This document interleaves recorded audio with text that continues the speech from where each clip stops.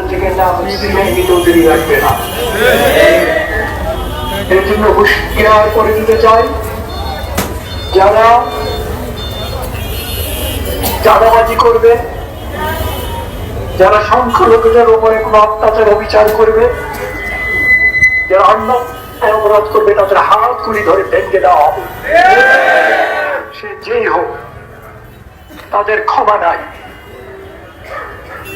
যারা অন্যায় করেছে, যারা অপরাধ করেছে, যারা জুলুম করেছে, যারা আমাদের উপরে এত অবিচার করেছে, তাদের বিচার অবশ্যই হবে, আইনের আওতায় হবে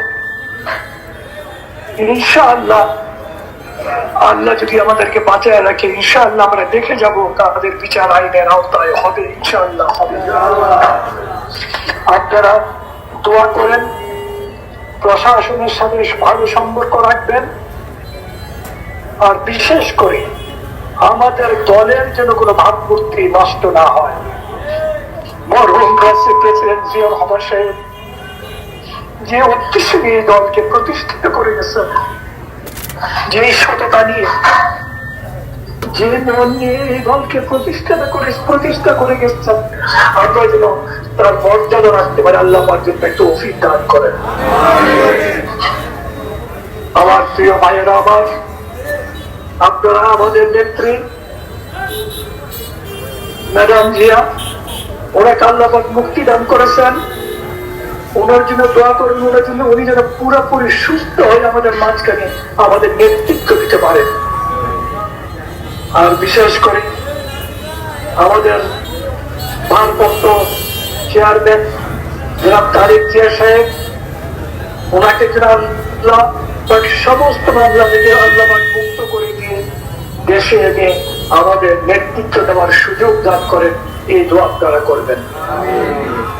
আর আমাদের যে সমস্ত ভাইরা এখনো জেলখানায় আছে, মামলায় আছে, তাদের জন্য দোয়া করবেন আল্লাহ আমার জন্য এই সমস্ত থেকে সবাইকে মুক্ত করেন। আজকে দেশের অবস্থা মানে আমি কি বলবো, বলার কিছু নাই। আমরা যদি হুঁশিয়ার হয়ে না চলি, আমরা যদি ভালোভাবে চলতে চেষ্টা না করি, তাহলে কি হয় বলা যায় না। আপনাদেরকে অনেক ধন্যবাদ। আর বিশেষ করে আমার প্রিয় ভাই মুস্তাক সাহেব আজকে কষ্ট করে আমাদের মাঝখানে এসেছেন, আত্মের ভাই কষ্ট করে আমাদের মাঝখানে এসেছেন। আমি কৃতজ্ঞতা জানাচ্ছি।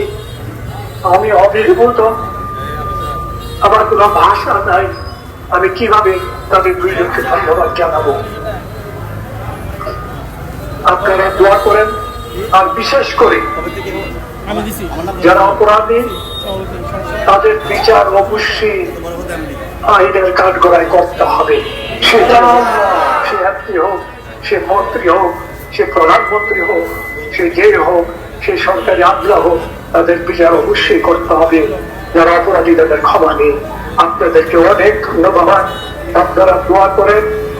আমি বক্তব্য শেষ করলে আবার অনুরোধ করব, আমাদের কোনো ভাই যেন মনে না করে যে জালেম গেল গিয়ে আমার কি অবস্থায় করলাম, এটা যেন মনে না করে, মনে করে যে মনে যেন করে যে আমরা ভালো অবস্থায় পড়েছি। আমাদের কোনো ভাই যেন কোনো অত্যাচার, অবিচার, জুলুম, নির্যাতন কেউ না করতে পারে। কোনো অত্যাচারী, উচ্ছৃঙ্খল ব্যক্তিরা যেন কোনো অন্যায় না করতে পারে, সেদিকে তীক্ষ্ণ দৃষ্টি রাখতে হবে। তাদের তাদের হাতকে ভেঙে দিতে হবে। যদি তারা অন্যায় করে, অবিচার করে, জুলুম করে, নির্যাতন করে, সে যেই হোক। আপনাদেরকে অনেক ধন্যবাদ। আসসালামু আলাইকুম ওয়া রাহমাতুল্লাহি ওয়া বারাকাতুহু।